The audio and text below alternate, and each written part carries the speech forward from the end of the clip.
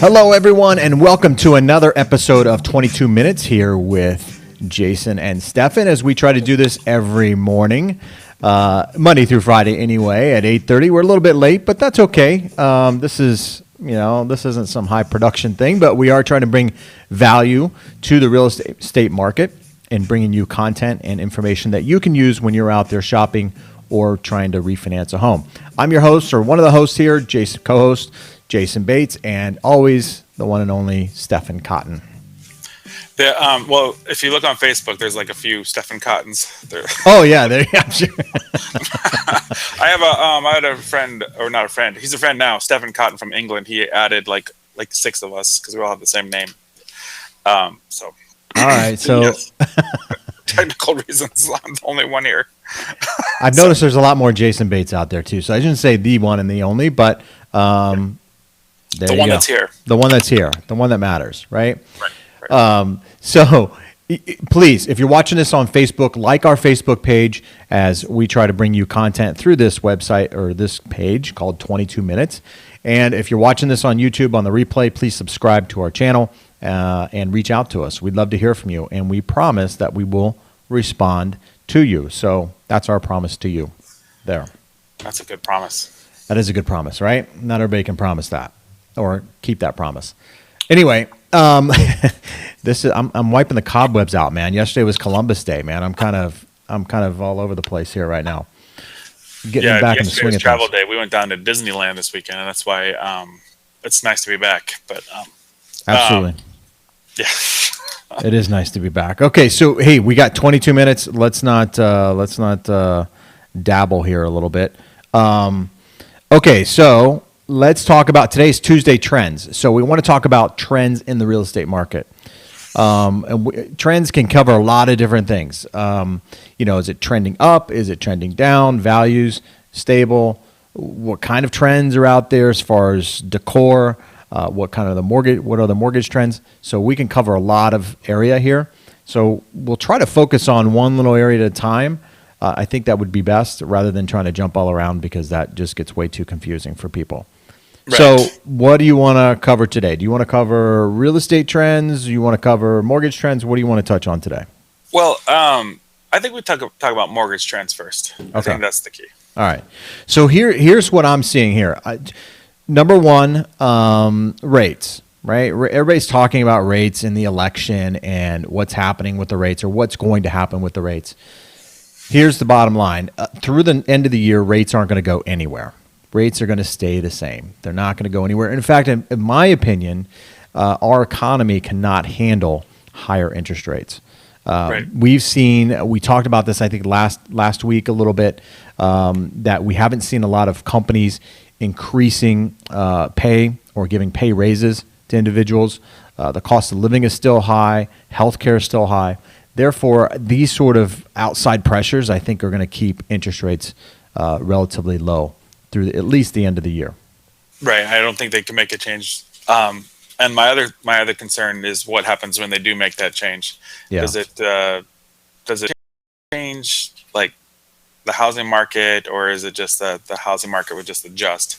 I think we did talk about it last week where I said 1% of rate, so we're under 4, or let's just call it 4. If it goes up a point, that's about $20,000 worth of purchase power. Is that what it was? Yeah, it's quite a bit. I mean, and we already have a little bit of an affordability issue. It was 10%. So I said 20,000 on a $200,000 house, but yeah, 10% of the purchase. Yeah. Right. Yeah, and we do have an affordability issue, right? So, that is something that is a bit of a problem. Not so much here in Arizona. I think Arizona has a pretty good affordability price point, although it's getting to the point where it will start to suppress values, in my opinion, because people just can't afford to pay the higher prices for homes.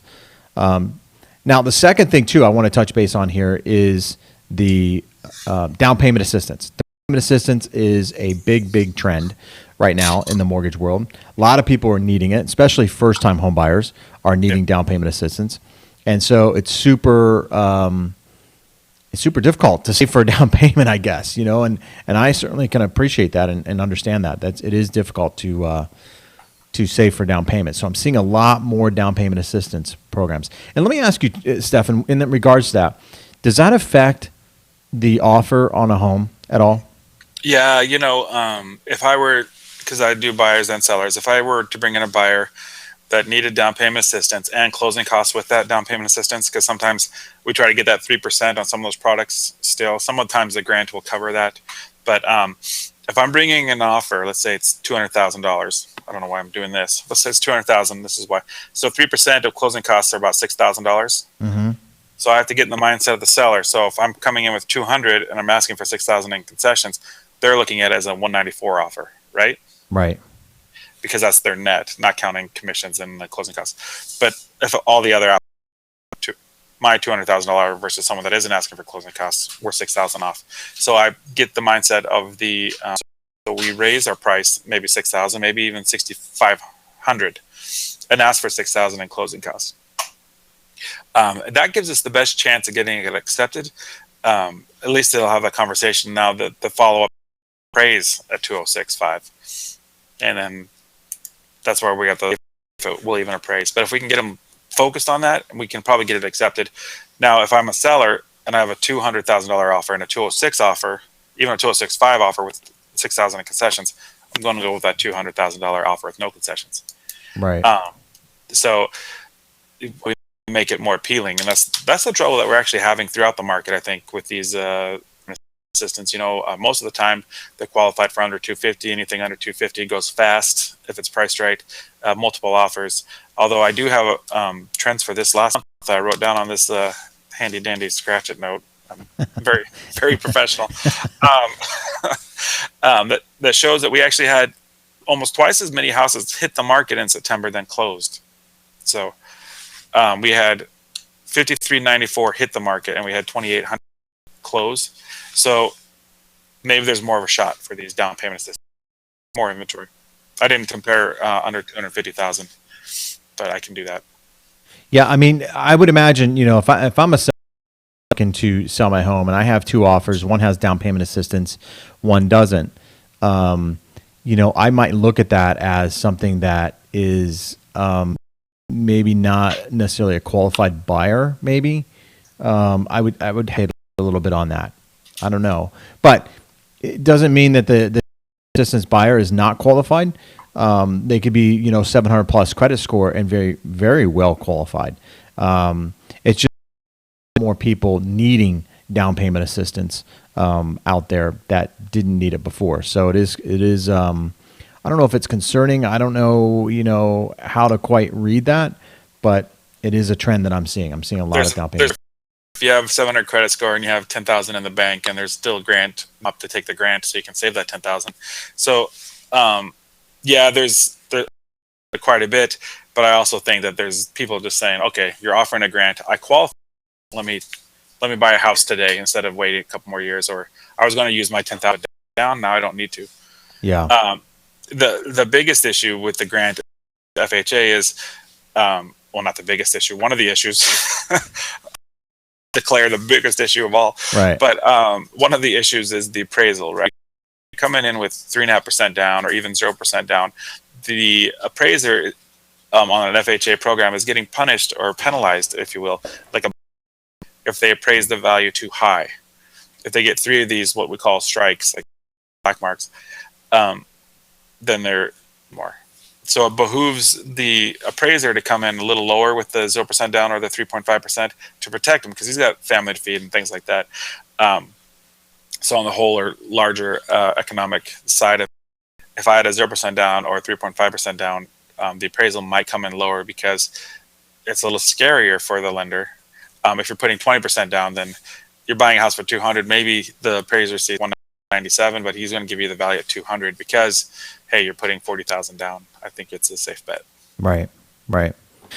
Well, and the other thing that I'm seeing, as far as trends go and things like that is, appraisals. We're seeing some.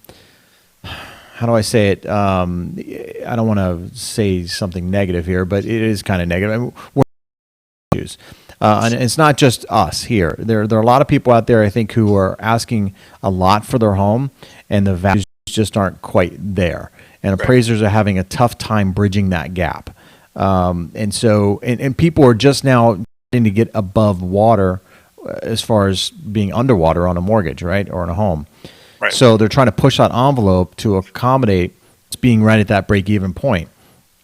So we are starting to see some appraisal issues, some appraisals coming in low, maybe not quite at value, that sort of thing. And here's the bigger thing. This is, I think, the bigger picture of the whole thing is that we're starting to see a shortage of appraisers actually out there. Which is concerning to me. It's weird, right? Like, we need them now more than ever, but maybe it is part of that 3 marks thing, and now you're out, or you've appraised too high, and we can't. You're a liability to the lender when you do bridge that gap. But appraisers there's a shortage. That means that there's opportunity for somebody that wants to. Hey, we're hiring appraisers. Like, Yeah. Hey, if you're looking for a job and you want to get out and you want to drive around the city, then. Well, one of the things that's holding appraisals back is that the barrier to entry to become an appraiser is so high. So you have to have a college education, a bachelor's degree appraiser. Now, that's a pretty high bar, really. It's a requirement with an appraiser for, I think it's like, I don't know, 6 months or something like that. So you have to find an appraiser who's willing to take you under their wing for 6 months, Yeah. teach you how to take business from them, which is kind of in of itself, right? And then you got to go out there and drum up business on your own. So it's difficult. The barrier that do a pretty good job.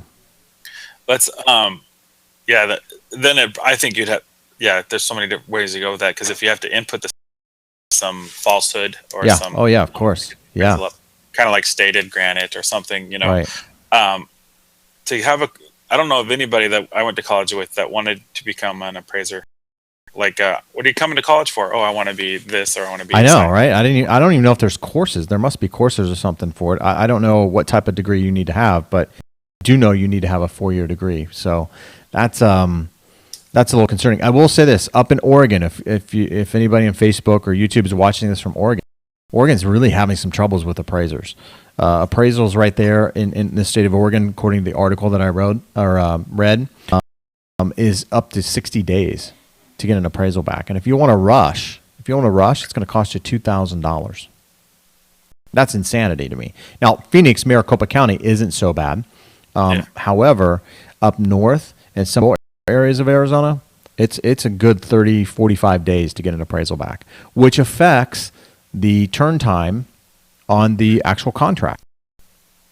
So, what are you seeing for a typical close right now? Like, well, for us here on a traditional, here Maricopa County owner occupied type deal, 30 days or less is pretty good. Now, I did read that one of the trends with TRID, Tilla Respa Integrated Disclosure deal that took effect last year, that a lot of companies are over 30 days for that. Now, I will say here in Arizona, and I look at my competitors all the time. Most of us are at 30 days. Or 30 days here in Arizona. But the bigger banks, credit unions, that sort of thing, they're not at 30 days. So, but that's pretty typical, right? So, at least here in Arizona. The other thing is, I've noticed with the 0% down programs, the funding takes longer, like maybe 5 extra days or 3 extra days for the wire for the grant. So I think you need to plug that in there.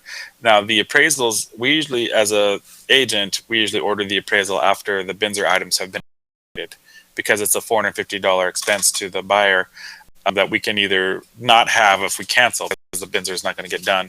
And just to backtrack, Binzer is the buyer's inspection notice, seller's response. It's 5 letters, BINSR, buyer's inspection notice. We've inspected the house. We've noticed this thing's broken and this thing's broken. We want you to fix it. Then the SR, seller's response, says, yes, we will. Okay, now we'll move forward with the appraisal. So the appraisal, which could be 15 days into the transaction. If it takes 14 days to get that appraisal, then we're definitely not going to hit that 30-day mark because of the TRID. Right. Yeah, TRID is, we've kind of learned to move with it a little bit. So it's something that was a little scary at first. And I predicted back then when it first got implemented that we still would be within 30 days of close of escrows. And you heard it here first. You did hear it here first. In fact, I had a couple people who on my podcast on iTunes who write some reviews. They disagreed with me, saying that would be 45 days. And I know on your side of the fence as a realtor, the Phoenix Association of Realtors at 45 days, right? Extend these close of escrows, all that sort of stuff. And it really just hasn't happened. So, I think the ones that positioned themselves for the trade stuff and they got qualified with the classes and were prepared for the trade that happened, they were still hitting the 30-day mark, knowing that, hey, we need to have 26 so we can send that 3-day disclosure out so we can close and fund on the 29th day. Right.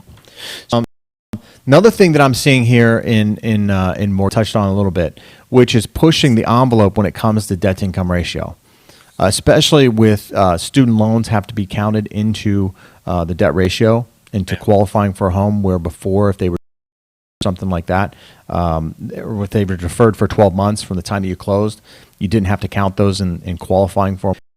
Now you do. So we're starting to see a portfolio on the secondary market. Does it mean good thing, bad thing? We don't know. But I do see, rarely do I see people with a 23% debt to income ratio.